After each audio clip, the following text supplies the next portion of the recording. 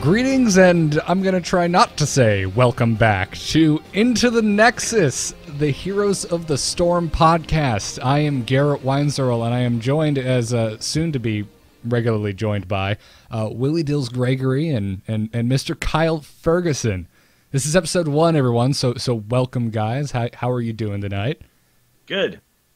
Excellent. I was told there was going to be Jocelyn here. What's going on? Who's this guy? Why am I here? He's not nearly as pretty or as Canadian. Well, I can understand what he's saying, which is a step up, though. So at least he's speaking American, which I speak as well. So are we really going to start? We're gonna this the cross-pollination of podcasting. Say, are we gonna happening right now. We're gonna start a new podcast with in jokes about another podcast we do? Is that Pretty how much. This is gonna go? All right, Pretty much. good to know. Should we just start talking about spore crawlers for a bit, Garrett? We could do that. We could talk about spore crawlers. I could call Vikings vultures. Four pulling or whatever the hell it is. What is it? I don't even know what you guys. Six pulling, you noob. Six pulling, sure, Oh my fine. gosh. 4 or 6 if you want 6. That's cool. So I go with 4 personally. if you're listening to this for the first time and you're not familiar with all three of us, I apologize. To go around the table, hi, my name is Garrett. I have hosted other gaming podcasts about StarCraft. You might have heard of it. It was called StarCast. I do another show about Hearthstone called The Angry Chicken, and this is the new show about Heroes of the Storm. Kyle, what's your podcasting resume, real quick?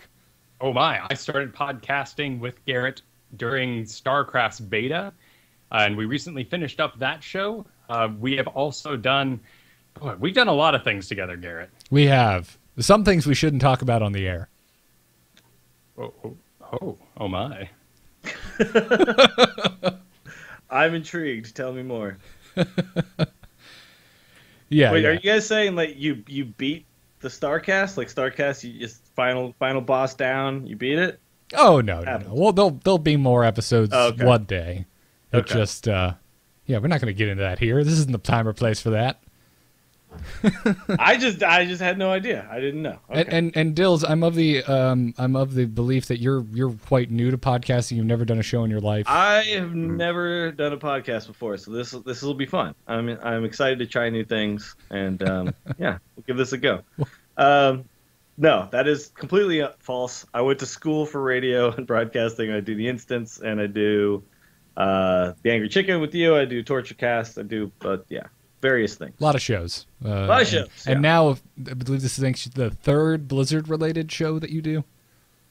Yeah, I guess that's true. Well, the AIE podcast was how I kind of started doing the Instance, and that was kind of like all games of an MMO style or whatever. Anywhere you could guild up, we talked about that kind of game. Gotcha. And then, Instance, Angry Chicken, and now here we go, Heroes of the Storm. So Very cool. StarCraft and Diablo are the only 2 games I don't touch with podcasting. Gotcha. Okay. All right. Well, we'll have to rectify that since all the tweets this week have been, oh, you guys are just taking over with the podcasts. I'm just like, well, don't really do that many.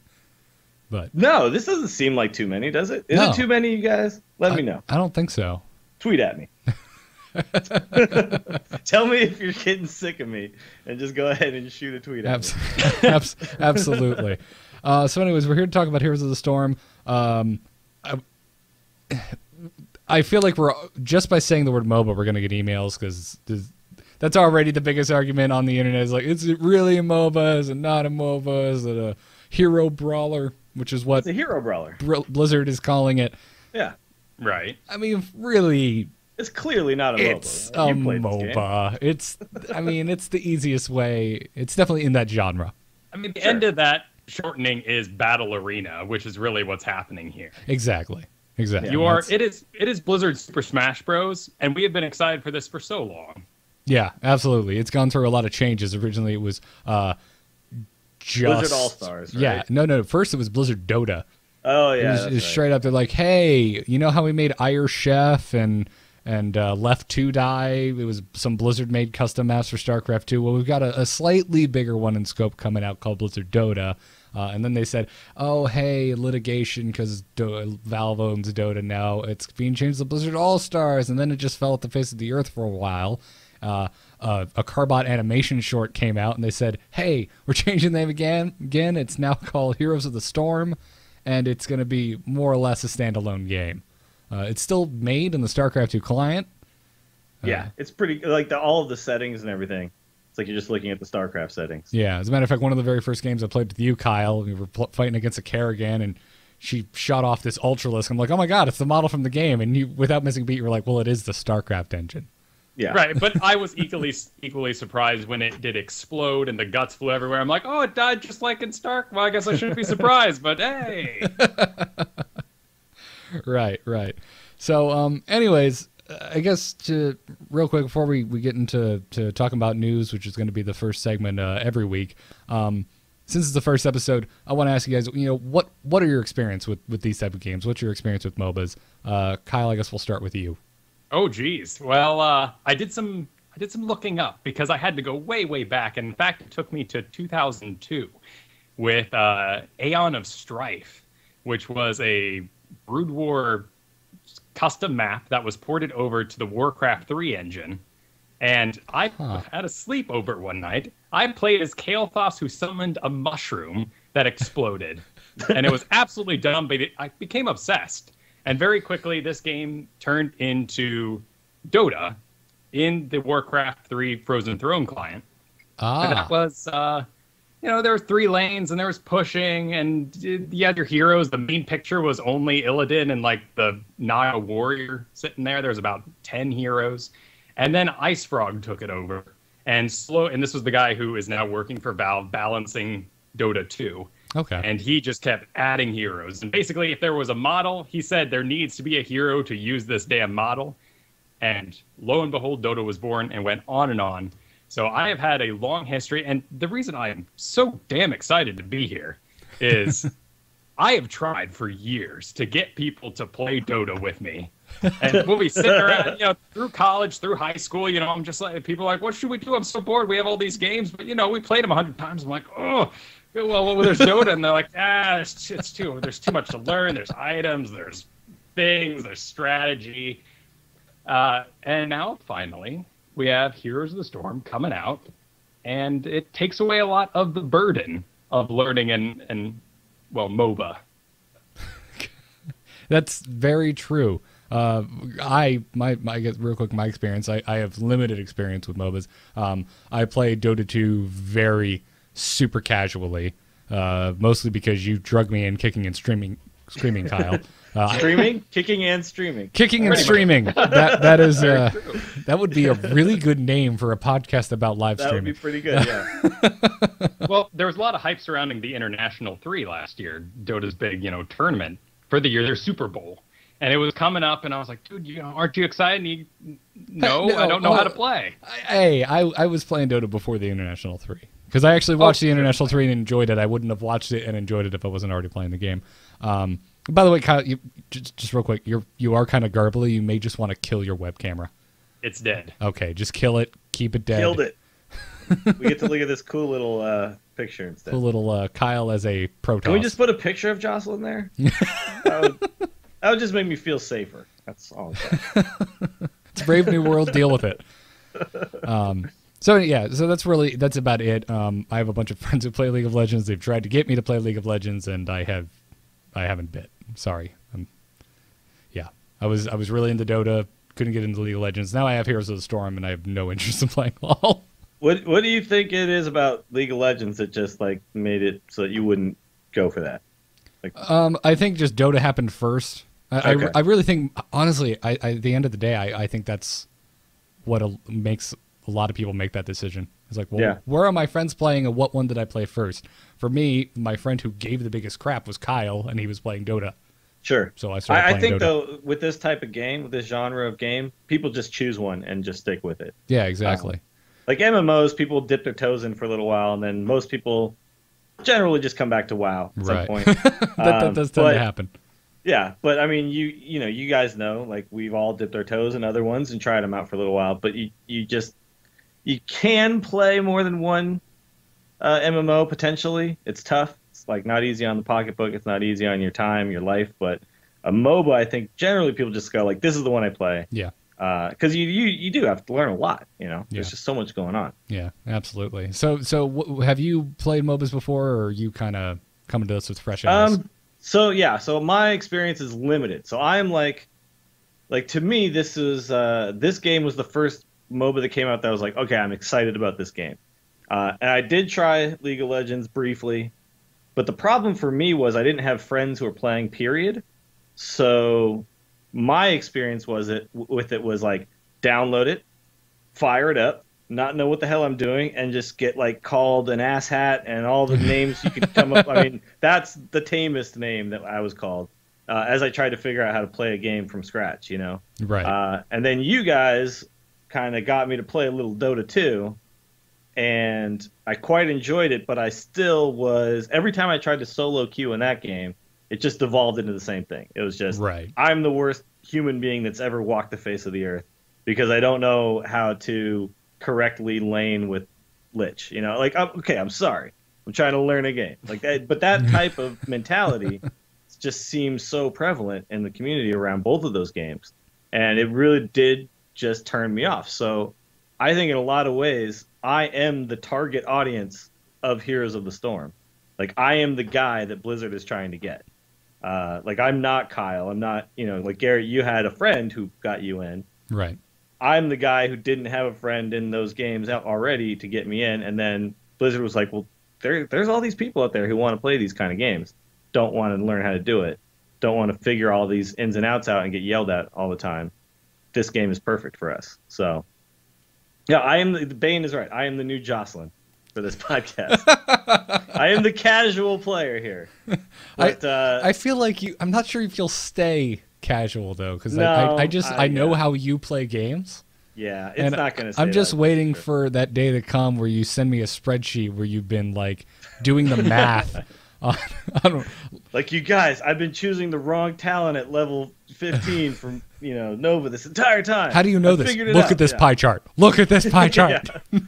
No, that will happen, and I've already put a lot of time into. I mean, not as much time as you guys have because I've been doing some other things, especially like just this month trying to ladder a lot in Hearthstone, which has cut in a little bit. But I've definitely taken this game seriously as like I'm going to learn how to do this right. Yeah. And I've also done the thing that I think probably most new players will do, which is like I'm gonna pick one hero, and I'm just gonna stick with it and learn that hero. Like I've noticed, Kyle, you've already kind of jumped around quite a bit. Garrett, you're kind of the same way. I definitely have my favorite hero at the moment, but yeah, I'm trying to dip my toes in other heroes. Mm-hmm. Yeah, and I want to hear what you guys think, because for me it was the toxic community aspect thing that kind of kept me out of those games. How do you feel? I mean, I know like we can't really say what it's going to be like when all the games or when all the people can play it. But how do you guys feel it has been? Have you noticed like a lot of people calling other people names and stuff like that? It's not so volatile. I mean, you definitely still have people being like, "Hey, dumbass, what are you doing? Thanks for losing the game for us." Sure, we've said this. We haven't maybe typed it to other people, but to each other, we've said that. When we have that random fifth in there or something like that. But, like, man, this ETC is ruining the game for us because he's just running ahead and getting killed. I definitely don't. I feel like I haven't, as a solo queuer and stuff, I haven't had that experience at all. Where I go in there and I feel like I'm just like ruining the game for everybody. No one's having fun because I'm here. Like that hasn't happened at all. Yeah. So I imagine a large part of that is that it is a brand new game. It's in tech alpha with very few people in it playing. I haven't seen, when you log in the chat room, it shows how many people are like active or like logged into the chat room. I haven't seen it over 2,000 people yet.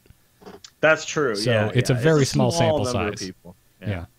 And I would wager that the people that are invited to the alpha are in general not the asshats. Like you got less asshats because right. It's the friends and family, streamers, whatever it might be. So right, exactly. Certainly hasn't been my experience. Something about Raynor, it just attracts the ragers. Really? Then again, I am playing a lot as Abathur, who is a very particular hero to this game, and of course, Blizzard's been talking a lot about him. But as Abathur, you are sitting in your base, casting globally across the entire map. If someone were to look at you while playing Abathur, you look like you're sitting there wringing your hands, wiping your nose, doing nothing useful at all. So I've had my fair share of people screaming at me. Well, those people clearly don't understand what's going on then, if they don't know what Abathur does. I disagree. I play with Kyle all the time when he is Abathur, and I'm thinking to myself, I wish he was playing any other hero right now.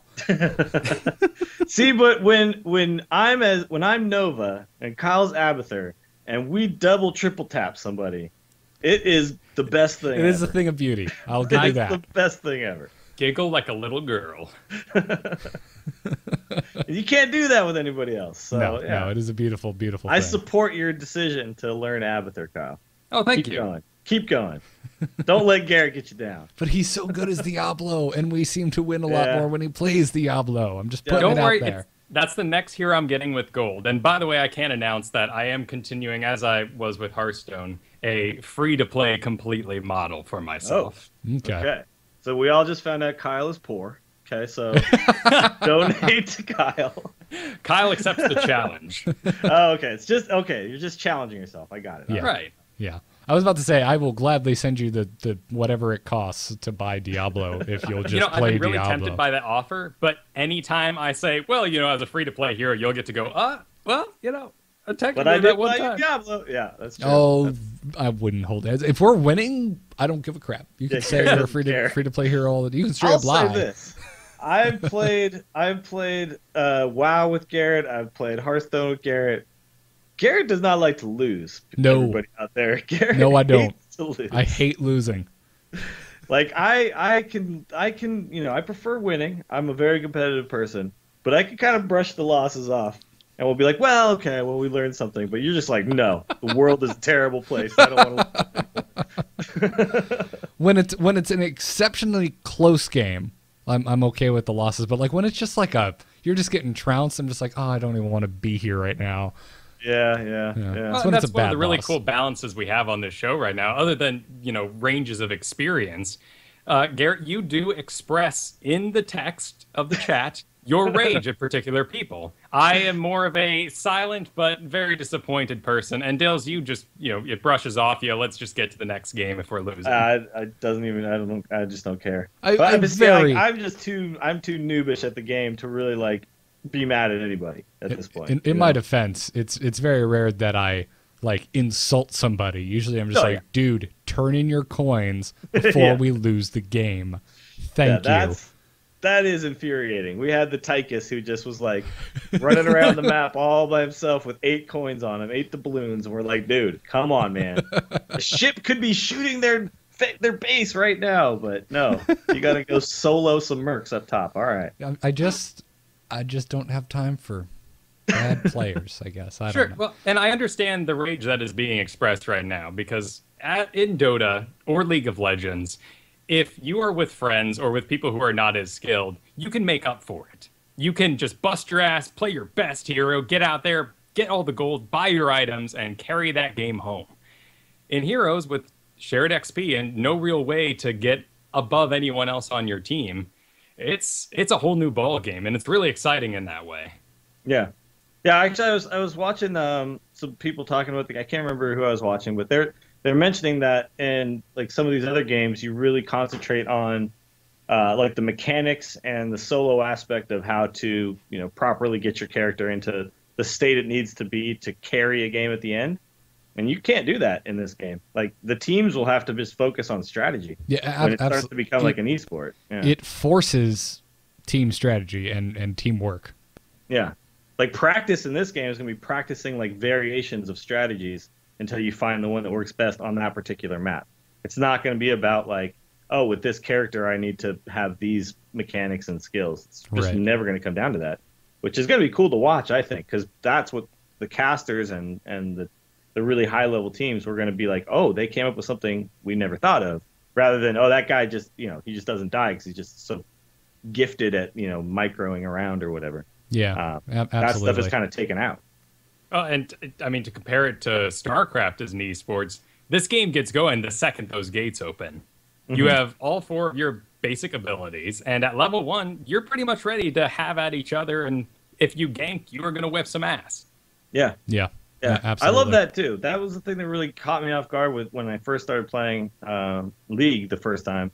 So I was like, wait, I have one thing I can do? I have one button when I come out? And that was just frustrating as hell for someone who's like used to WoW, where I have like 35 different things I could do at any moment. You know? and in Dota, there's a lot of builds for certain heroes where you're putting your first 3 levels worth of points into the same ability before you touch any of the others. Sure. So you can be sitting on one ability for a good while. Enjoy your first 15 minutes as a delicate flower. It's like, okay, auto attack. Don't want to use any mana on anything, because I might need it for this, like that stuff, you know. Yeah. No auto attacks. Please remember, sir. You might accidentally not last hit something. That's true. Yeah, that's right. Yeah. And it sounds like we're making fun. We are a little bit, but we, Kyle and I at least, we still thoroughly enjoy Dota 2. Like, we're not sitting here hating on it. But I have to say the quickness at which, for lack of a better word, shit starts to get real in Heroes of the Storm, I think is by far, at least so far, my favorite thing about the game that I've immediately noticed. I love how quick to action this game is. Well, what is it? What's the name of the map where you actually do get to the doubloons with the pirate ship? That'd be Blackheart's Bay. Blackheart's Bay. Yes. Yep. Like that map just basically starts with a team fight every single time. Pretty much everyone wants that sight tower. Yeah, everybody rushes to the tower, and then almost immediately the chests open up. So it's like you either win that little team fight. Oftentimes nobody dies, but you push them back, and then you have control of that first chest. And that's just like an experience that I did not find in any of the other games. I was like spending 15 minutes doing something I didn't understand in the other games. Right. And this game, I'm like, oh, cool, I'm fighting. I get that. I get fighting. We can do that. So just as a new player to MOBAs in general, I just really enjoy this style of gameplay. It's great to me. Yeah, it's good stuff. Well, let's get into this week's news. Kicking it off, it's a new week, which means a new hero rotation. I believe we've now come full circle back to the heroes that were in the free-to-play rotation the first week that the tech alpha was live. I wasn't in it the first week, but it appears to be the case. So this week, if you're playing free-to-play, you can play Raynor, Gazlo, Tyrael, Falstad, Uther, and if you've hit level 7 and gotten your free 6th slot, you can play Abathur is also thrown in there. And it's important to note for people who may not be playing this game at the moment, in the first week, if you start on that Tuesday, by the weekend, casually playing a couple games a night, you're probably going to have enough gold to buy anyone you want. Probably just one person, because that, much like Hearthstone, that initial gold that is loaded upon you is plentiful. And then it dries up a bit quickly. Yeah. Right, absolutely. Yeah. I've so far only made enough to buy 2 5,500 gold heroes. Yeah. I'm actually saving up I'm going to spend 10,000 on the first hero so I haven't actually, I did buy Malfurion originally, which is a cheap one. And then I paid real money for Nova, and now I'm waiting for I'm going to buy a 10,000. I'm not sure which one yet, but it is. You get it a lot quickly because you get gold every time you level up, and then certain quests, right? So that's pretty much it. So at some point, it's going to be really hard to get gold. Right. Well, you have your daily quests, which yield gold. But even they can be difficult to complete if, say, the daily quest is win X games with specialists and a specialist isn't in the free-to-play rotation. Yes. You're going to be sitting on that daily quest for a week. Yeah. What do you guys feel about the pricing? Because I didn't play enough of the other two games to even really delve into the store and how much things cost. Well, I'm spoiled by Dota, which is just free for everything. Yeah, well, you get all the heroes in Dota, but the skins and the other stuff you can buy, right? So yes, even that stuff is it comparable? Is it the skins? Yeah, expensive? I'd say they're about on par with what skins cost in Dota. Oh, absolutely. I mean, you're going to pay $5 maybe to get yourself, a shiny new outfit. And in Heroes of the Storm here, you are going to do your quest and unlock that shiny, slightly different, maybe different colored outfit for yourself. When you get into something like, for example, Nova can go from normal Ghost Nova to crazy roller derby Nova, where she has rollerblades and she is skating on them with actual animation. That's where things get expensive in games like Dota 2. And something like that where there's a hero called Legion Commander who switches from a big halberd to using 2 dual-wield swords, and that'll cost you about $34. Oh wow! Holy crap! So custom animations are really, what you're paying for in that regard. I mean, yeah, they're more or less at that point having to recreate a brand new 3D model from scratch with a new skeleton and new animations and whatnot. Yeah. So okay. Now I don't know if do you guys know? I haven't heard anything about this topic particularly yet, but is this how the game is going to work once it's released, like with the rotation of free heroes, or is there going to be just like a set of free heroes? Have you guys heard anything about this? To my understanding, I don't think I can cite this, but this is how it's going to be working. Every Tuesday, we'll get a new free-to-play rotation, because that's how it works in League of Legends, I believe. Okay. Right. Okay, that's interesting. I don't think it's on Tuesdays, but yeah. And as much as I obviously would prefer just being able to play whoever the hell I want for free, I gotta say it's making the game so much easier to learn. Yeah. Because in Dota there's over 100 heroes, so it's very overwhelming when you get in. Just like, oh god, who do I want to? And there's no ranked play right now in the game, but if you were in a lower rank, you're going to be playing newer players, and if they're just joining, you can kind of narrow your focus on those 5 for that week. Yeah. Like pretty much at this point, you can guarantee that you're going to see Raynor in like almost every game, because he's the guy you play in the tutorial, the tutorial introduction. Yeah, it's similar to Hearthstone, where like you just see so many mages, because that's what people play at the beginning. Right, absolutely. And this is, since I wasn't in the tech alpha for the first couple of weeks, this is my first time being able to play Raynor in live games.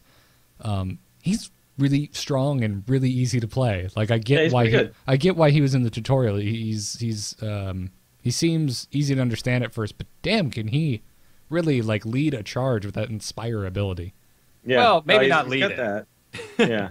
Well, you know, not in the front. Seriously, like buff a push. Yeah. With that ability, and that. Well, plus he's also got the ability to push people back to the knockback ability, which is really nice when you're trying to actually win a team fight. So yeah, he's got a lot of good things going for him. But I immediately like wanted to play somebody different. I don't know. It might just be the way I play any game, where I'm like, I don't want to do the first character. Like no. Like with Mage too in Hearthstone, I was like, nope. What else is there? Like that. I did that. I'm cool. Let's move on. Yeah. And I was really stoked when I found Nova, because Nova to me felt the most like natural for me, like to try to just stay out of the fight. Because that was, I think, was the first thing I really wasn't good at in MOBAs, was just not dying, like, which is apparently like the hardest thing for a lot of people. Was you just have a tendency to just run in there and fight when you first start playing these games.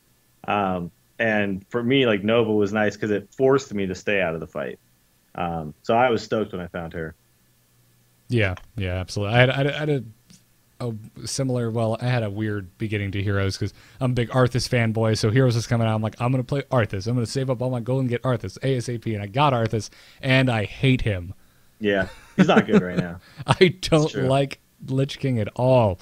And it's too bad. He should be good. I mean, he should be amazing. Well, everyone should be good. And honestly, again, probably it's too deep to get into probably on the first episode, but these are conversations that I believe the three of us have off air a lot, which is we get into this conversation of, well, is he really bad, or are we just bad at playing him? Yeah, we just don't there's understand. a small enough sample size of there's too small sample size of players. Like he might not just be not getting enough play. No one's figured it out. It's not like StarCraft or Hearthstone where there's an established meta and we can go look up like how to properly play him. Sure. Right, but there's also eventually going to be so many heroes. I mean, I may just be coming from, kind of my Dungeons and Dragons background, but I'm just more of a person. It didn't work for you. Like, who do you want to be? And just move on with your life. Yeah. I want to be the Lich King, damn it, but I don't win, and I don't like losing. Yeah. So I settled on Tyrande as my hero of choice at the moment. I'm curious, do you guys think this is the correct model for them to be using as far as paying, like buying the heroes, or do you think that Blizzard, because I always think like, sure, this tends to seem like it would make them more money, right? But let's say you just unlocked all the heroes and then you just had like a ton of skins that were like fairly cheap. I feel like people would spend a lot of money on that model as well. Like, because everyone would just be like, oh, I can pick any hero I want, and then I can make them look however I want for not very much money. I'm not sure about that, because, I mean, that's what Dota does.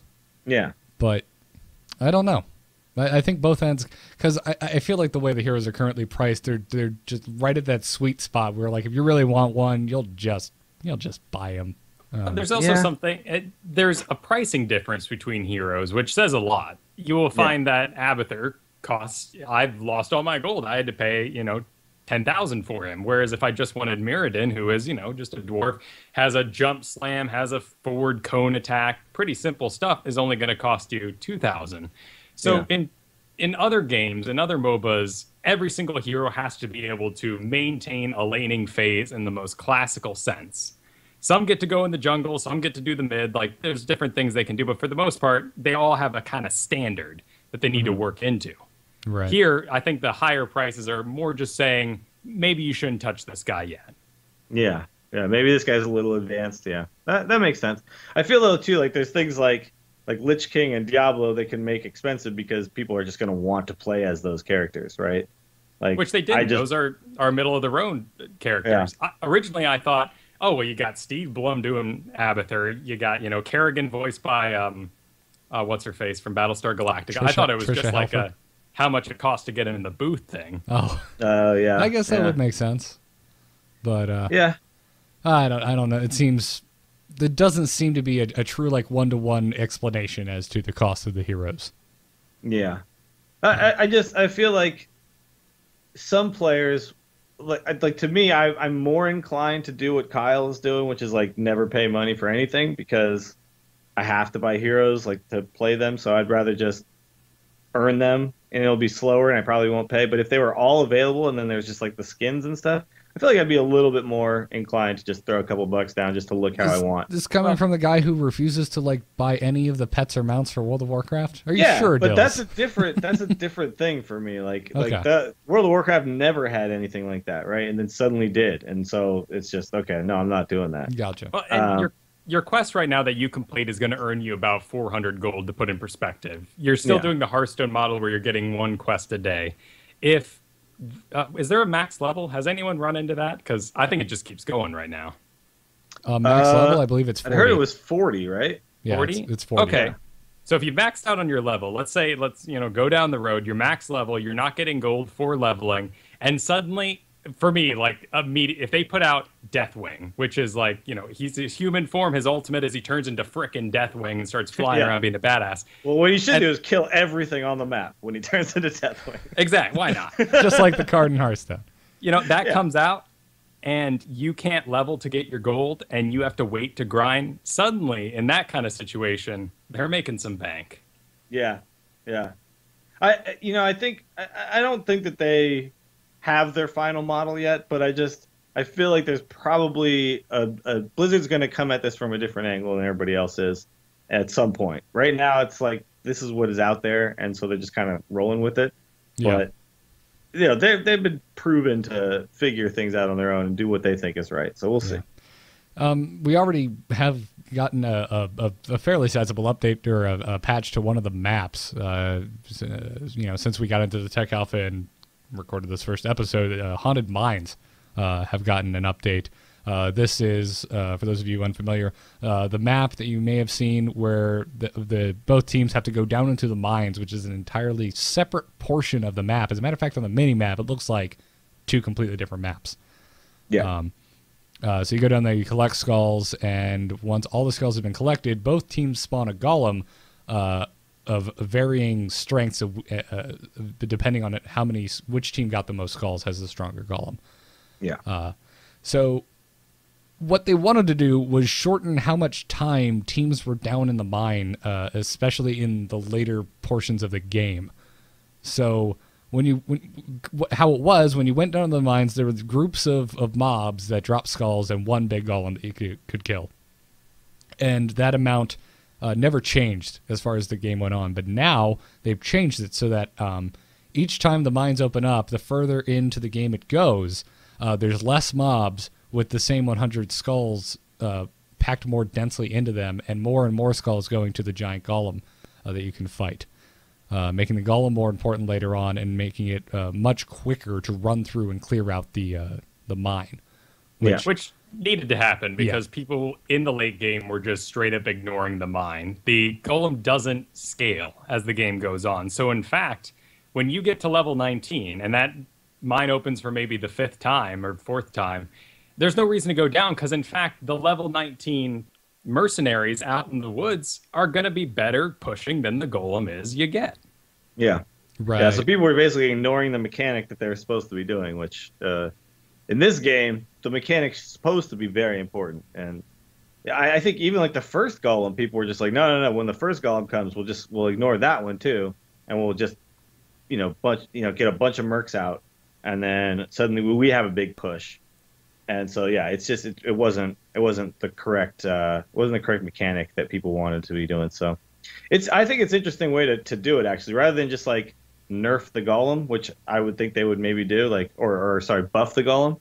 They just switched up how you actually go about getting it, which I want to be team fighting down there. Like that to me is really fun. That whole aspect of a second map, and you go down there and it's like, oh crap, there's 3 of them coming from behind me. Like that kind of stuff is really cool. if you're caught alone, it becomes like this game of Pac-Man where you're like, oh crap, I gotta find the exit and weave around these tunnels without them cutting me off and catching me. That's actually a really good analogy, the Pac-Man thing. I didn't even think about that. Yeah, you're like just trying to escape ghosts, and you like keep going up and down different ways. Yeah, exactly. Yeah. And if you're Nova, and you can go stealth, and it's a little easier. I just hope I can get to some stealth at some point. Stay out of combat for 3 seconds. Stay out of combat for 3 seconds. Yeah, but I really like that map. At first I wasn't a big fan of it because I didn't really like the idea of having to go down in this second place. But I think the more I'm playing it, I'm really enjoying it. I think it's still my least favorite, but I enjoy them all. Yeah, I don't know. I don't think there's one that I don't like anymore. Like, Kyle and I were so worried getting into this. We're like, oh god, we're gonna have StarCraft. The StarCraft effect where there's just that one map or a couple maps. You're just like, this is terrible. Why is this here? But it hasn't been the case with the 4 maps that are currently playable. That one's a little weird because there's only 2 lanes, which I think is maybe the one reason why it feels a little bit different than the others. Because it's just everything's a little more compact. Right. But because of the fact that there's a second map, there's a lot of strategy that goes into that one. I think it's really interesting. I'm excited to see what people come up with for that, like how to actually manage that. Yeah, absolutely. In other news this week, I'm not sure how to. I'm not on the up and up on pronouncing the devs and the community managers for Heroes' names, so I apologize for butchering this. But Zuzaka, I'm gonna assume this how this is pronounced. That seems right. Yeah, has a good ring. Took to the forums very recently because there was a thread gaining some steam talking about people leaving games that are in progress, or leavers as we call them, saying that they are currently working on a lever system that they said is going to get into an upcoming patch as soon as possible. So that's interesting because that's something we hear a lot about whenever we're streaming, guys. Inevitably someone asks, "Hey, what is the penalty for leaving?" Which at the moment there isn't one. There's none. Yeah, people just bail. Which so what Kyle and I have done. Can you guys describe to me what happens in other games? Because I'm not aware. In Dota, you are sent to the Nether Zone. Like you are screwed. Yeah, you are sent to a realm where everyone who has been reported or other leavers go, and you have to complete the game with that particular group of unscrupulous people. You're sent to Doucheville.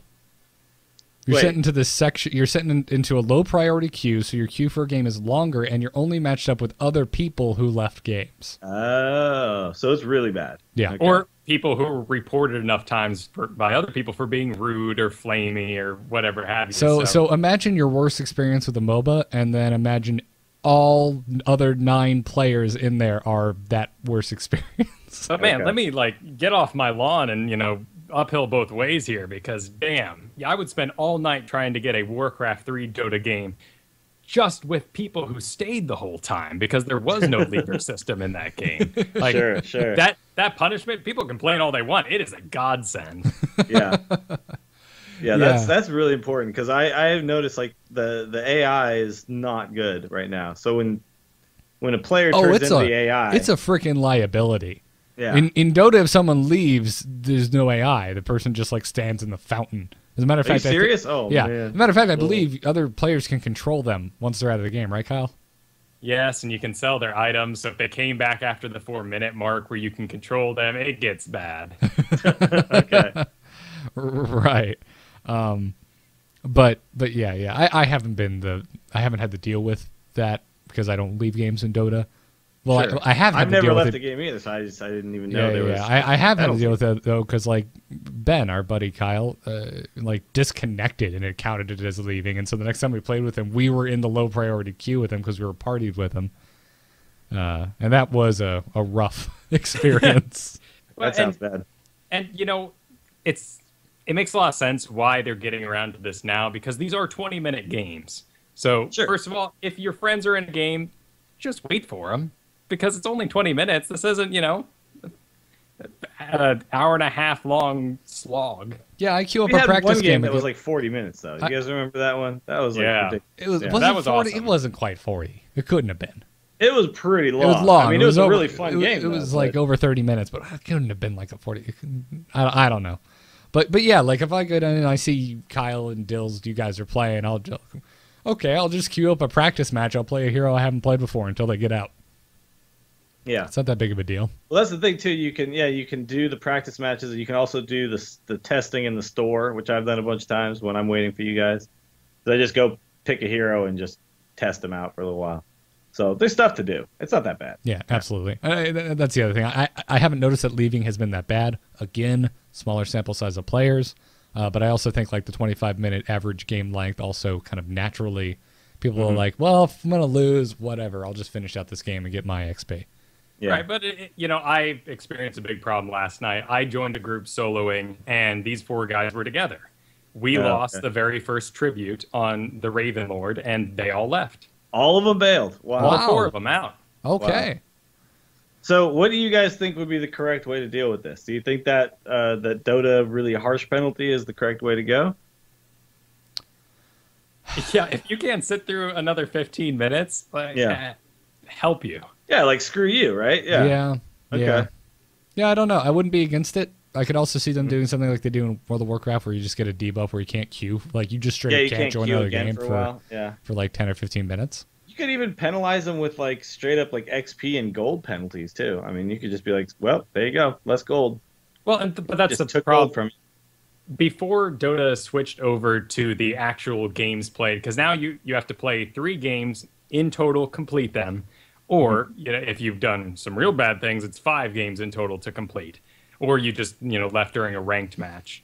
Originally, this was about a year ago. It was a 3-day sentence that you were in that pool, which basically meant, well, I'm hating this game right now. It is 1 a.m. in the morning. I am going to bed, and I will not play this game for 3 days.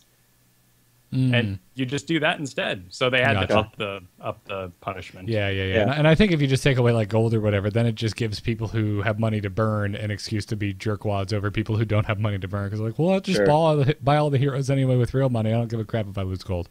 Yeah. I mean, I could see like, well, I feel like though if you're just gonna quit and then just like, well, I'll just quit and I won't come back for a little while, because I've done that in Battlegrounds. It doesn't feel like that much of a penalty in WoW. Obviously, though, in WoW, there's other things I can do. I can leave and then I can queue up for, or whatever. I can quest. Right. Sure, but you're also This paying game a is all you can subscription do. for that game. Yeah. So you can't sentence someone to not play for 3 days. Oh, thanks for the money, by the way. Yeah, that's true. But I think, though, the penalty needs to be severe enough, but I think there also needs to be some sort of buffer where you're not getting penalized for just DCing, which happens, Right. Right. Like it has to happen a few times, and then it's like, then severe penalty. Like a 3 strikes rule or something. Yeah. I'm curious to see how they're going to actually. But my pull this internet's really bad. I'm sorry. Get better internet. League of Legends has a really interesting system where they do sort of a council tribunal where if you people receive vote at the end, right? Yeah, you receive enough, votes against you, or you leave. Eventually, your case is brought among your peers, and they vote to either ban you for a bit or to let you by. Tribal council, yeah. So they extinguish take your you back and they tie you to two trunks and wait for King Kong to come eat you. That's what happens. That's amazing. They should do. Yeah. Kick you off the island. Man, I would love to have that in World of Warcraft. That'd be great. Every douchebag tank just burn in hell for the rest of eternity. In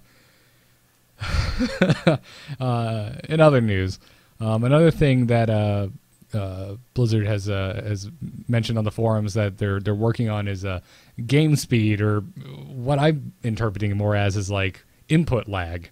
Yeah. I think that's what they're talking about. Yeah, there's an article on heroesgamer.com talking about this. They're basically saying clicking and then the action, they appear to be slightly behind one another. So you click to make an action, then the action happens like a moment later.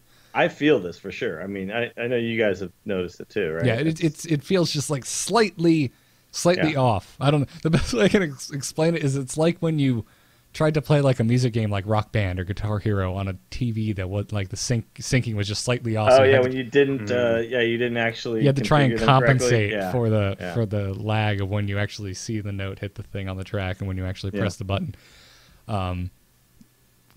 It's pretty bad too, because I miss I probably suck, but I don't think I'm missing as many skill shots as I'm actually missing. Like, I think when I'm pressing the button, that dude is in my sights, and it's just your excuse, Dills. Come on, be honest. You're just bad. Watch when they fix this, dude. I'm gonna be insane. Like, you guys are gonna be like, we want to play, but we should wait till Dills gets on so we can actually win. They'll fix the game speed, and the following week Nova will receive a nerf. Yeah, in a patch. That's true. Yeah. Once they realize Willie Dills Gregory is out there tearing it up, and we just had to nerf him. They came to your house and they just snip off one of your fingers, and it's like, well, we nerfed Dills. We're good. I'm trying to snipe people, and I'm missing, and I swear the snipe is going off late. It just feels that way to me. Listen, we're taking your keyboard and your mouse. You're gonna have to play it with a joystick. Yeah, absolutely. This will help a lot, and there's other issues as well that are plenty well known, and one is just pathing right now is a little weird. Oh, that you want to see me rage? You watch me like try to escape with Tyrande, and then she inexcusably turns around towards the people trying to kill her. It's like, what are you doing? Well, it was technically a faster path to get to that point if you cut through the hedges, even though the hedges were behind you. Yeah, I've had a couple times too where I click on the map and then I start like looking around at other things going on. Then I go back to my dude, and I'm like behind enemy lines. I'm like, what am I? Where is he going right now? I've done that too. Yeah, because there's ways on certain maps. I don't remember which ones off the top of my head, but there are certain maps where you can end up behind an enemy's wall by their keep and by their tower. Yeah, because there's some path to get to wherever I was trying to go that went that way, and apparently it was shorter. Yep. Yep. I mean, I guess I technically should be paying attention to the little path on the mini map, but I'm trying to like keep tabs on all these other things, Exactly. I'm not a StarCraft pro, so like this is complicated enough, And well, no, and honestly, a lot of people do that in MOBAs. If you're in an area that is, you're like 90% sure it's safe, and you're just trying to go back through a safe area, you real quick you zoom to another area to see how your teammates are doing and seeing if you need to relocate lanes. Yeah, I keep tabs on. I got to make sure that Kyle is like actually doing stuff with Abathur, not just sitting there. Yeah. Right? Yeah. Gotta take that break to type to me. Yeah. But so it's weird right now. It's very strange. Yeah. Like I click somewhere and I'm like, that's not the way to go there. Okay. All right. So the final bit of news this week, PAX East is currently going on, and tomorrow morning at 10:30 a.m. Eastern Daylight Time, if you're listening to this on podcast, it may be currently going on. Pause it, go watch it, come back. Are you back? What happened? Well, they're going to announce 4 new heroes in the game. 4 new heroes. Yep, 2 will be playable there. The other 2 we get to look at and drool over. Hell yes. Have you guys looked at the data mine stuff that people have already come up with where we already kind of know some of the heroes? Like Thrall and can't remember what they all are. There's like a bunch though. Do you have to data mine that though? Well, no, we know Thrall, but I mean, like people have actually found the files that are suggesting like the likely heroes. Yeah, there's a pretty good list. There's like 25 or so. They also data mine stuff where there's going to be custom announcer voices. So you'd probably something else you can buy because there's like an Abathur and there's a StarCraft adjutant and etc. So that's pretty cool. Yeah. Yeah, what's the say? Heroes Nexus, which is basically its MMO champion, but for Heroes of the Storm. They have so much of that kind of stuff. If people are looking for a website, if you're somehow not familiar with it, check out Heroes Nexus. Yeah. But PAX is going to be quite the Blizzard showcase. Yeah, it is. And stuff You going know, on. it's not, a podcast isn't really a podcast until you do a show hours before something big happens. So I'm glad that we just went ahead and got this out of the way. Yeah. We're doing a show hours before some new heroes get unveiled at PAX East. So next week, we'll be a week late announcing the 4 new heroes. Exactly. Yes, exactly. So anyways, let's move into this the first strategy segment that we're going to do for this show. And this week Hit it very hard. Yeah, wrong show. Oh, okay. Sorry. So this week we were kind of inspired by an email we got, and actually this is a question we get a lot lately. But Luke J wrote in, and our email, by the way, if you want to send us emails, is itncast@gmail.com, itncast@gmail.com. Luke J wrote, "Hey gents, I'm excited for Heroes, but don't have the alpha and have never played a game like it. Is there a game out there we could use to warm up? Hopefully one that doesn't require a podcast level of research, since it's just going to be a transitional game while we wait for Heroes to come out." What is a podcast level of research? Oh, that's interesting. I wasn't aware that was for me, it's zero research. So you could probably pull that off, dude. yeah. I just found 2 other guys that I like the sound of their voices, and I just pulled them in. They've actually never played a video game in their life. Yeah, exactly. Yeah, we've been seeing this question a lot lately. I am of the mind that any MOBA really will at least help you learn the basics. Sure. I think that's right. I think any MOBA. I'd probably go, honestly, with League of Legends over Dota if I was just to make a suggestion, because I feel like League of Legends is closer to this in like the ease of getting into it than Dota is. Like Dota was so complex.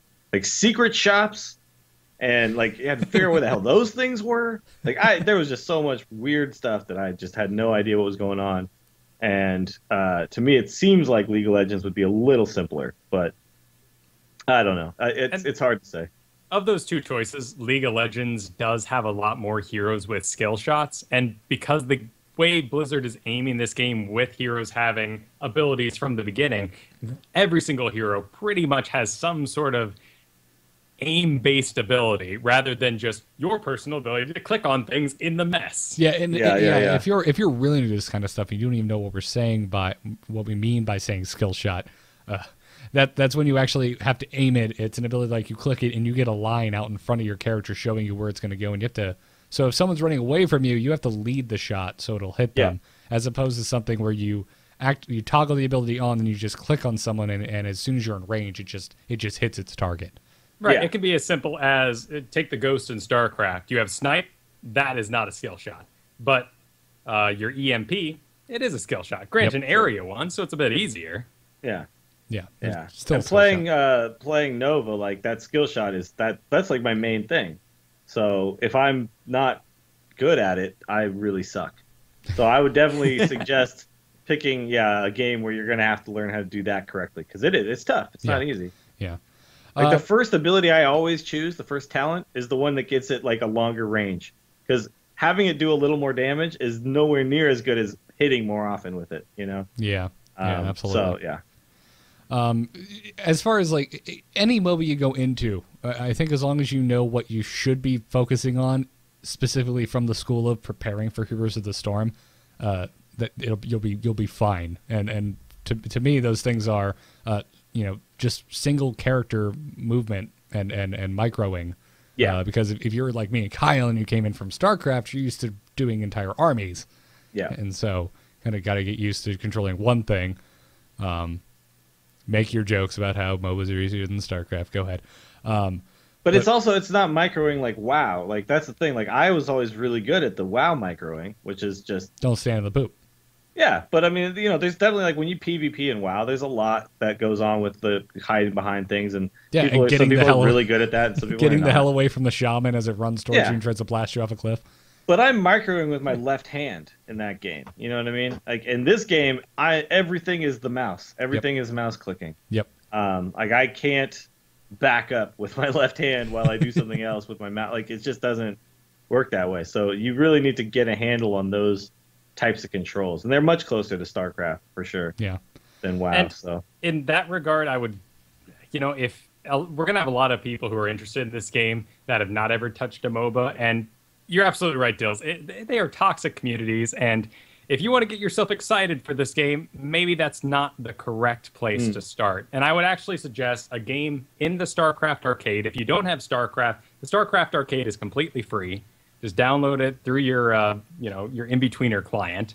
Yeah. And try out Infested Arena. This is a hero arena where just waves, wave one, stuff comes at you. Wave two, the next thing comes at you. You control one hero, only abilities, no items.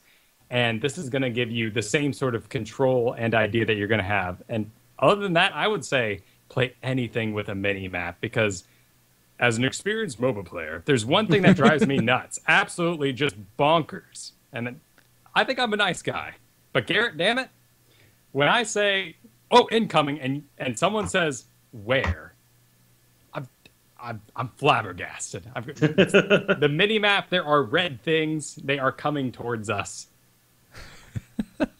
Yeah. Well, gaining that awareness. Monitoring that was actually one of the hardest things for me to get used to, was keeping my eye on the mini map as well as what's going on actually around my character. Well, damn it, Kyle. When you play Abathur and I'm looking for your icon on the map, it doesn't help me. It is back in the base. Yeah. Yeah. But see, he's got like eyes everywhere though, so it's like, you're like incoming and we're like, where? Incoming mid, incoming top, incoming bottom. Yeah. It's not that hard. It's an extra couple syllables there, Kyle. Right, I just assumed that my eye is now trained down to that left corner, which Blizzard has decided to put that in the right corner, oddly enough. What about like some of the other MOBAs out there, though, that are like a little smaller? Are those communities a little easier to deal with? Like, what's Heroes of New Earth and Smite and stuff like that? Is there? I've actually played quite a bit of Smite, but I don't know. People are jerks in any game where you can talk to one another. Ah, yes. Well, yeah. Can we talk to each other over the internet? Well, then I'm going to call you an asshole. You know why Hearthstone is such a wonderful playing experience? Because I don't need to listen to the other jerkwad call my life choices into question. Well, he is going to be like, sorry that happened. But, That's why I just auto-squelch everyone as soon as I enter the game, including you, Dills. Because Dills, by the way, just such BM in a game. Oh, my God. I'm the worst at BM. He's just the worst. I know. God. Terrible. I like to overkill for like 30 if I can. But yeah, mini-map awareness, single character movement, and actually not dying are the three things. Yeah, stay back. If you play when you first start playing these games, just stay back. Yeah. Like you feel like you can run in there and like, oh, it's just one guy and one guy, right? Like, I got this. But no, you don't got this. Like, you just got into this type of game. You don't got this. Just trust me. So yeah, stay the hell back. Exactly. It's good thing. And I want to point folks over to the website amove.tv, because Kyle, your wife, Kristen, aka Dream Destroyer, wrote an article about Heroes of the Storm, answering. She did some Q&A, and one of the questions she answered was, what's the best strategy? And she's just like, listen, the game is new. The best strategy is don't die. And she goes into why it's so important not to die, and how it's better to run away like a coward with your tail between your legs than to give your opposing team XP by killing you. That's one of the things that took me a while to figure out, was when to run away and when to engage. Yep. And it can be really shocking, because when you first get into the game, your res time is like 2 seconds. So you're like, well, I didn't really mess this up that bad. But that XP you supplied to the other team is just deadly. I'm also horrifyingly aware that my wife's gaming tag is Dream Destroyer. So don't worry, I always have an eye out. Yeah, absolutely. So there's that. And then the things in most MOBAs that you shouldn't, obviously if you want to play those games well, you should worry about them, but you shouldn't worry about them as far as heroes are concerned. Don't worry about items, because there are none. Dear God, in Dota, that is by far, I think, the biggest barrier to entry is just you go to the shop and, oh, hey, look, here's literally everything in the game you could possibly ever buy. The majority of it is terrible for your character. If you buy it and someone sees it with you on your person, they will ridicule you mercilessly. But they do have that like recommended item thing, which was fine for me, but it took me completely out of actually theory crafting any of this stuff. Like Making I that basically just decision, went like, okay, I'll just buy the thing they told me to buy. Yeah. Which is honestly why I would suggest something like StarCraft, like the arcade, or even Diablo over getting into a MOBA at this point, because the amount of unlearning you're going to have to do is staggering. Yeah. Yeah, you're going to waste time learning about items that you're never going to use again when you swap over back to this thing. Can I get your guys' opinion on that too? Like, do you guys miss items? Nope. No? Kyle? I don't. The abilities do a good job of allowing you to pick either passive or actually adding an additional ability button onto your bar, which is basically the choice you made with items. Yeah. To me, when I started playing this and I heard all these people crying about the lack of items, I was like, but we're doing the same thing just with abilities. Right. And rather than having to earn cash along the way, I just get my level and I pick the thing that I want to do. Yeah. And we're still separating ourselves from each other. We're still choosing the correct or incorrect thing.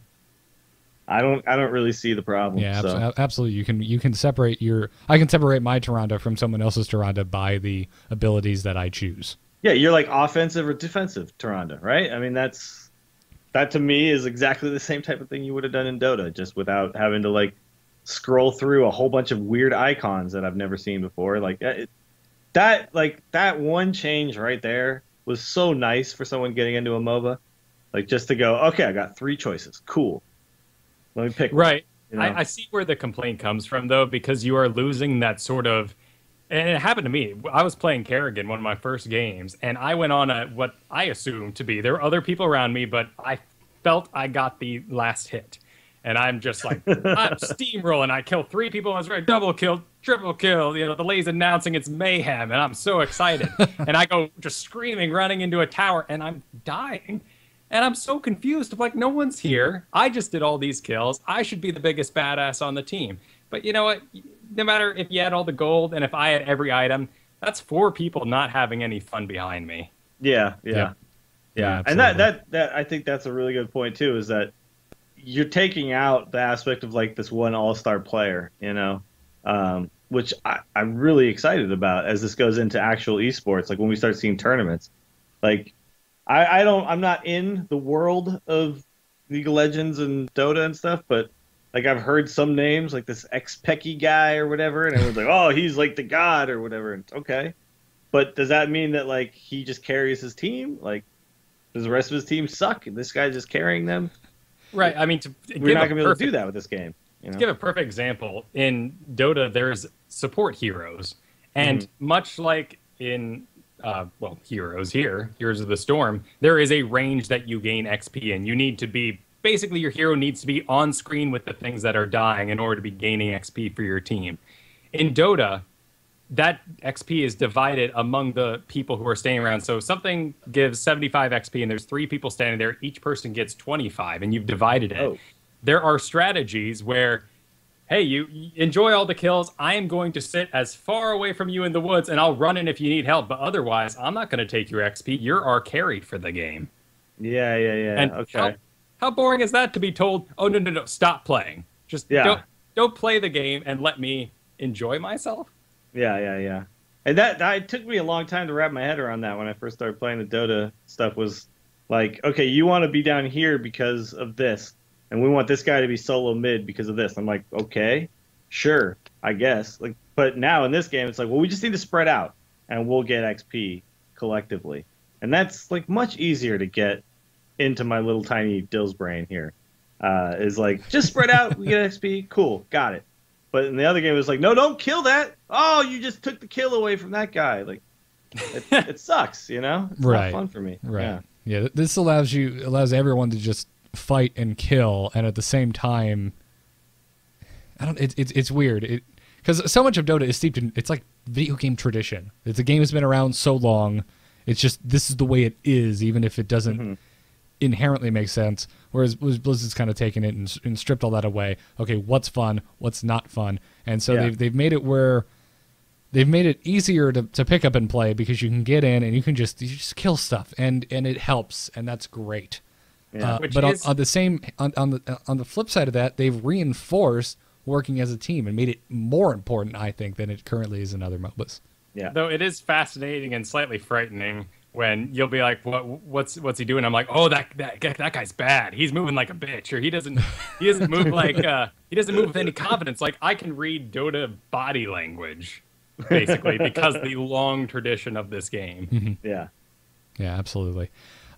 Anyways, moving forward, let's take some emails. Again, the email is itncast@gmail.com. Our first email, well, I We guess have emails already. I guess That's crazy. technically Luke J has the first email, but our first email ever in email section comes to us from Cross, who says, "Hello, brawlers." Ooh, I like that. Oh, okay, yeah. Super excited for the new show. Looking forward to my Friday work days where I can tune out work and tune into ITN. Glad to hear that. Don't let your boss hear this. Get back to work. Get back to work. He said, question. I know the goal of this game is to eliminate items and cookie cutter builds. While I am on board with that, I also believe that Blizzard games are all about finding epic loot. They make us feel powerful, accomplished, and excited to play our next game. So how about a feature where we can find items during play, perhaps for objectives? That way you avoid cookie cutter builds. Everyone is motivated to take objectives, and who doesn't like getting epic loots? Of course, this will be a balancing issue, but I think the feature would be well worth the effort. Thanks for the epic podcasts. I like this idea, actually. I don't think you could have anything that persists between games. No, not persist between games, but let's say when you go kill like the Golem Merc, right? Mm-hmm. Like let's say the 3 people or 4 people who were there for the kill, like some item drops and then buffs those people. Like Okay. I mean, I think it goes against a little bit of what they're already doing, so I don't think they're going to implement something like this. I mean, I doubt they will. Well, we But do have I a system still like see this with something the Dragon Shrine right now. Yeah, that's true. Gaining the dragon, but just a little something cool in there that you can. And I wouldn't ever do this as like an RNG based thing. Like I wouldn't be like it has a chance to drop this. Like there just needs to be a thing you go get, and it's just another objective in the end is what it is. So I feel like I've said this a ton of times, but never on the show because it's its first damn episode. But I really want to see maps in Heroes of the Storm that are themed after Warcraft or Diablo or StarCraft, as opposed to this weird pseudo Nexus thing, which is disconnected from all 3 franchises. Because like, how cool would it be to have like a Northrend map where the goal is to grab Frostmourne, and then maybe whoever has Frostmourne, it's spawning like twice as many creeps because they're raising the dead or something. yeah, oh, absolutely. And basically that is what you're doing when you're doing these objectives, but it could just be a little bit more like itemized. It could be a thing you picked up that then cause this to happen. Because like currently, like you pick up the tributes, right, and then you curse the other team. Same thing, but you could basically have it be like, so this creature drops this loot. That loot makes this happen for your team. So basically, the team fight happens around like who's gonna kill this thing first. It could be cool stuff for that.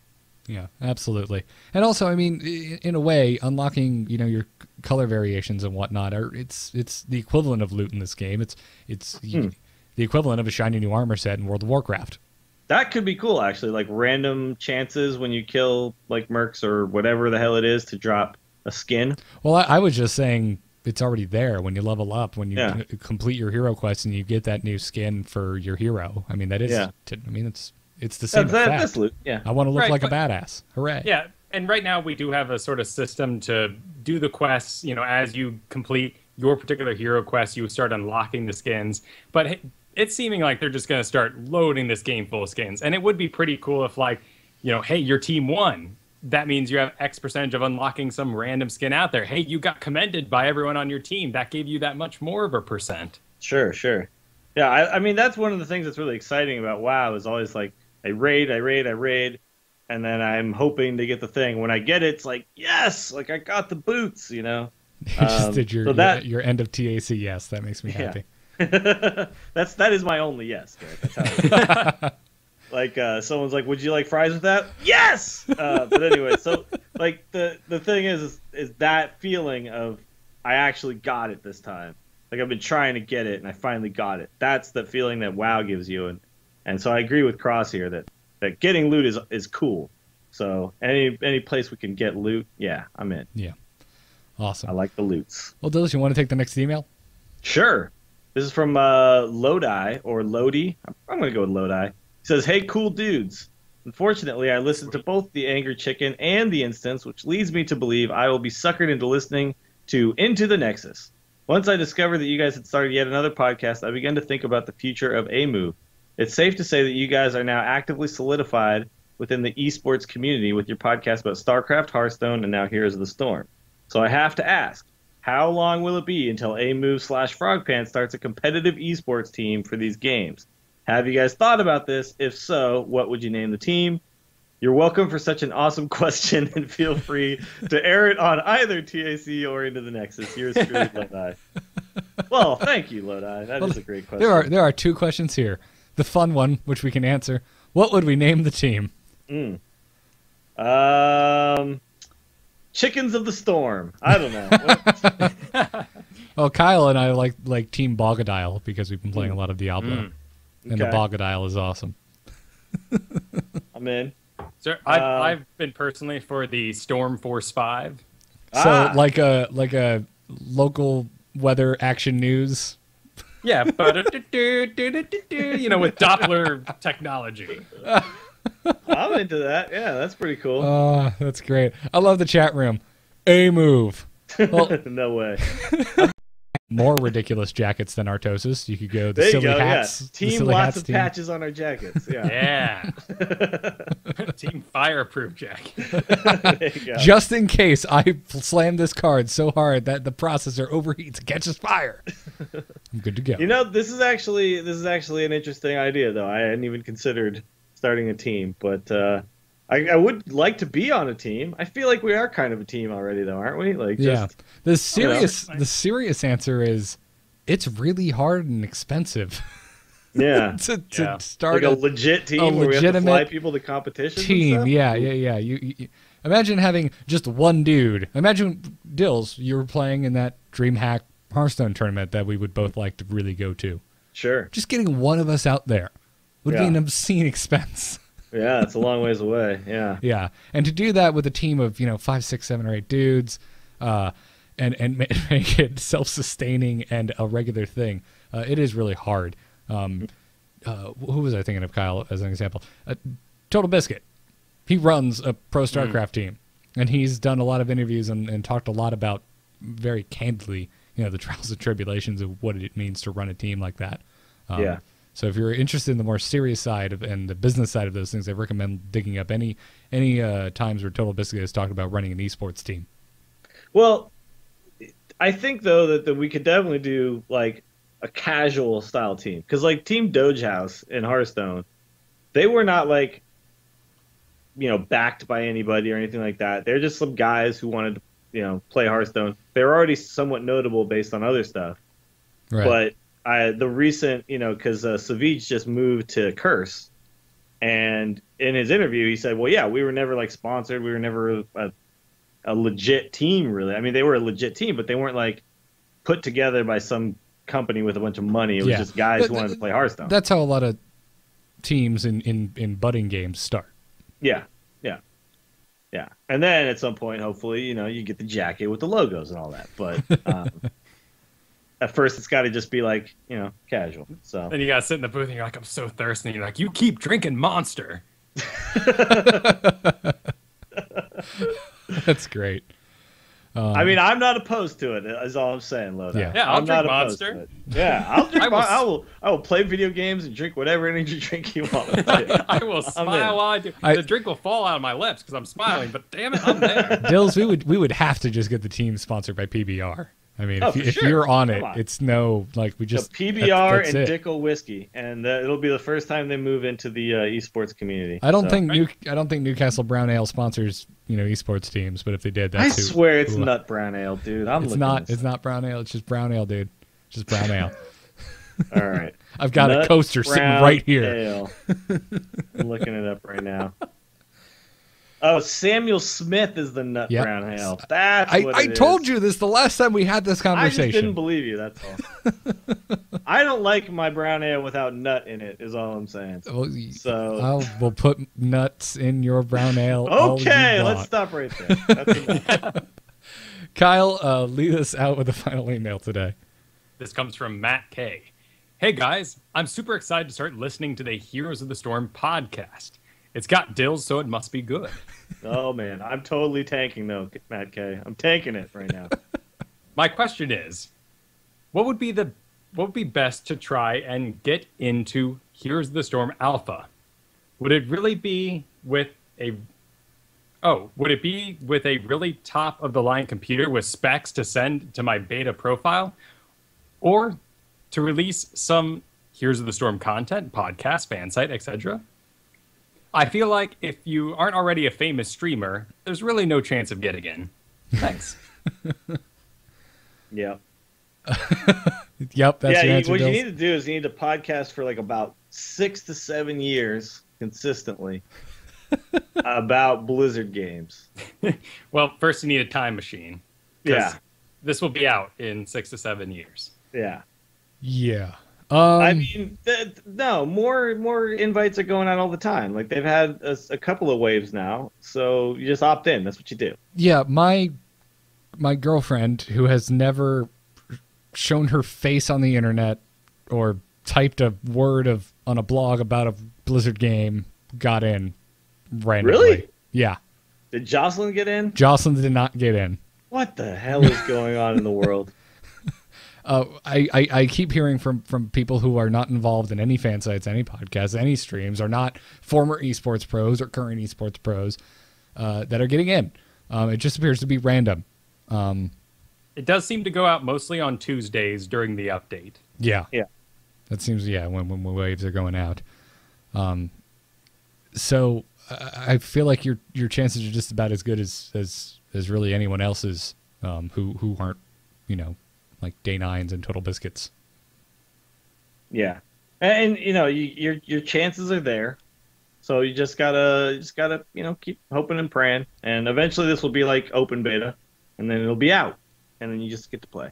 But yeah, it is what it is. And I'm excited to see what happens at PAX here, because they're definitely starting the hype train up a little stronger. And if they're going to continue with this method, sort of random, it's scary, and it's hard to get invested in a game where you don't even know if you'll get to play it. Why should I spend my time? Yeah, I agree. Hearthstone did really well.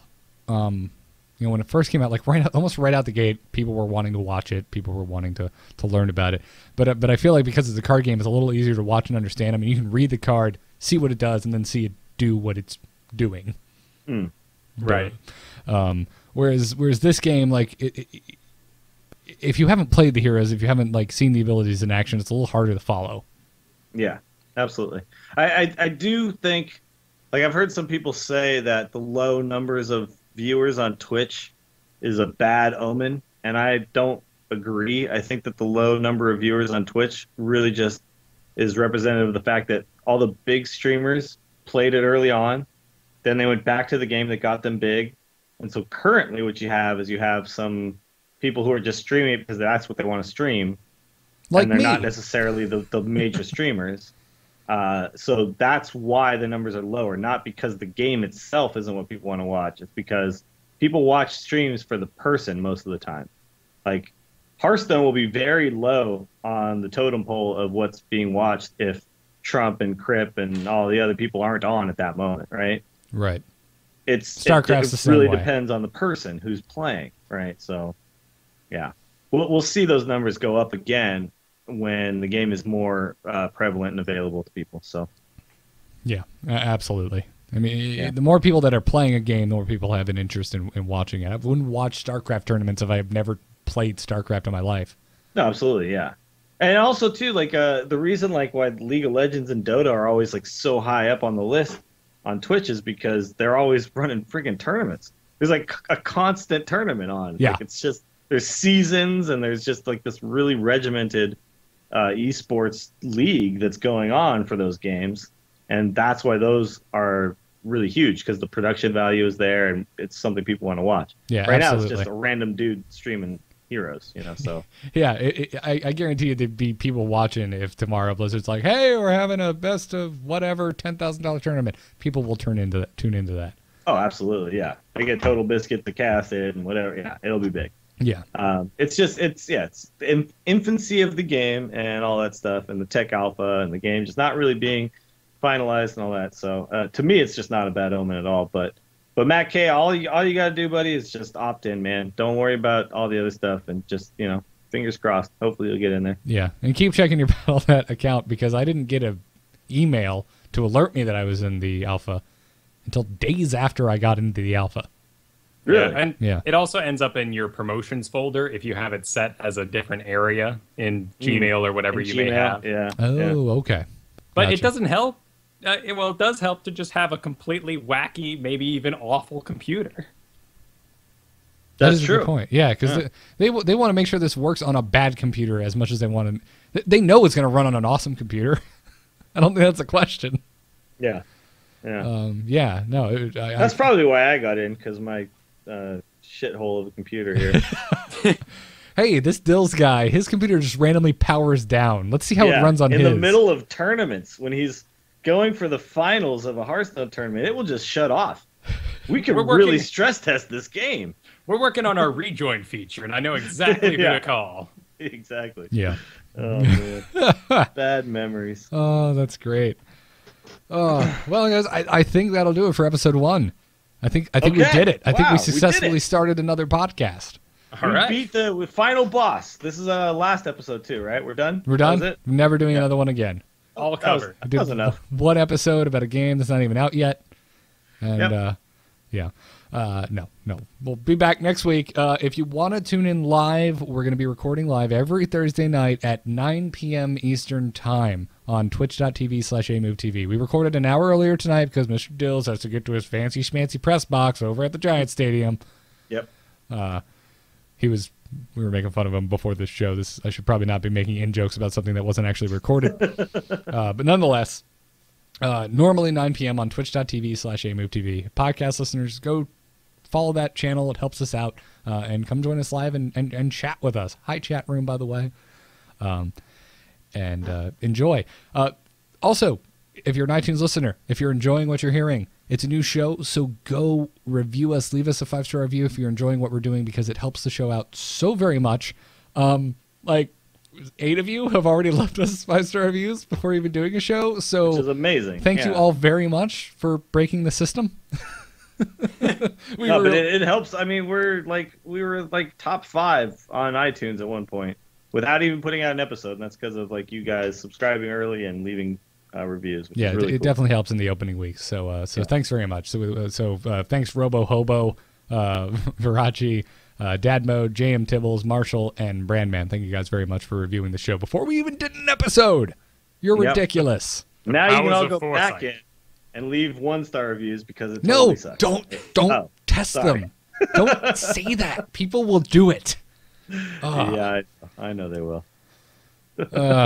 Your haters are going to come back out of the woodwork now. The ones that showed no, up they at the always beginning of come the out Angry early, Chicken. yeah. The beginning. They come out early Just and then do they another disappear. show, and he said something on the instance about the class that I play, and I want everyone on the show to agree exactly 100% with everything I think. So, Well, I did say paladins suck, and I meant it, and I stand by my story. oh well, so- then that was me because I play a paladin. Okay. So- So it's just Garrett that sucks at it. Oh, okay. Paladins are probably pretty good then. Anyways, Into the Nexus. It's a production of amove.tv. Bookmark that site to see all of the other shows on there, like The Angry Chicken, like Biggest Fan Podcast, like Gamers In. You can email us at itncast@gmail.com, or you can continue the conversation over at forum.amove.tv.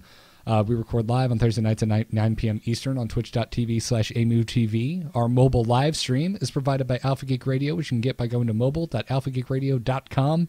And as I say that, I realize I forgot to go live tonight. Oh, no. Whoops. Yeah. Oh, well. It happens. It's a new run. We'll be up Yeah. there next week.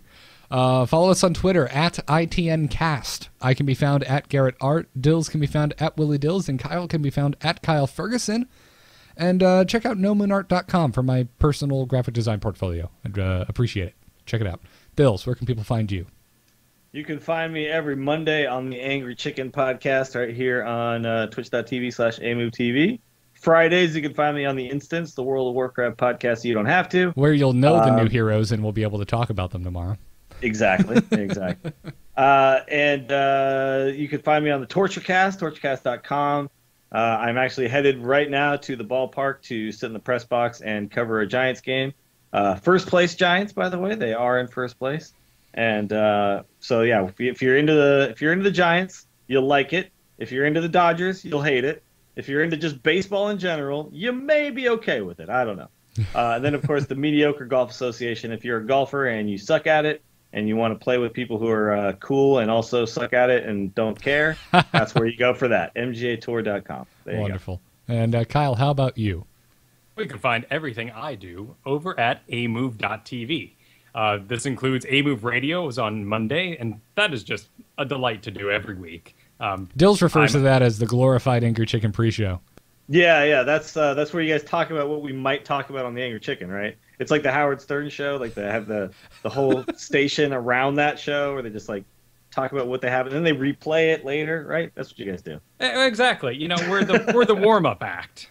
And sometimes it's really good. No, it's always really good. You can also check out Biggest Fan Podcast, where we followed the fad that's driving you mad. This past week was coffee, where I unleashed the mysteries of what's the difference between coffee. Guess what? It's just different variations of milk and espresso. It's very simple. And other than that, you should probably follow us on twitch.tv/AMoveTV because there's a lot of streaming going on. Yeah. And a lot of Heroes streaming going on. Yeah. Yeah, a lot of late nights staying up till 3 a.m. because Dills is a West Coaster. I know, it's my fault. And the thing is, I'm not streaming Heroes on my Twitch channel. I'm giving pretty much all the streaming of Heroes to A-Move. So if you're interested in that, check it out there. That's where I'll be doing it with these guys. Also, the weekend Torment 2 Insanities of Diablo are quite fun to catch. Yes. Ooh. Yes, absolutely. Where last weekend, I ventured in as a level 68 barbarian into your Torment 2 Nephilim Rift. And it was a delight. Oh, it was a blast. Dangerous. It was the game changed titles. It was no longer called Diablo. It was called Stay Alive. Yeah. It's called Garrett, Stay Back. Garrett, don't go in there. It was called Heroic Leap is now an escape mechanism as opposed to an initiator. Anyways. Also, big thanks to our sponsors. Please check out doghousesystems.com. The code to use is ITN. It stands for Into the Nexus, and that code will get you double memory on your next Doghouse Systems gaming rig. That same code, ITN, will also get you 30% off and free shipping off of your entire order of noise-reducing earbuds from tweakedaudio.com. We thank them for their support. We thank you all for listening. Please tune in next week for Into the Nexus Episode 2. By the way, currently we're number 8. In video games. Wow. Sorry to derail you there, but I was just looking it up because I was curious. Yeah. That's crazy, you guys. Yep. That is crazy. You guys are crazy. I've been checking our subscriber numbers. They're getting up there. You guys, all of our fans are insane, but I love you guys. Yep. Anyway. Yeah. We're excited for the new show. We're really glad to see that people are excited for it as well. All right, back to your outro. Sorry, that's it. See you next week. That was the outro. Thanks, Dills. Cool. We don't have a jobs done, or what would be the thing for? Victory. GG. Yeah, GG. Well played.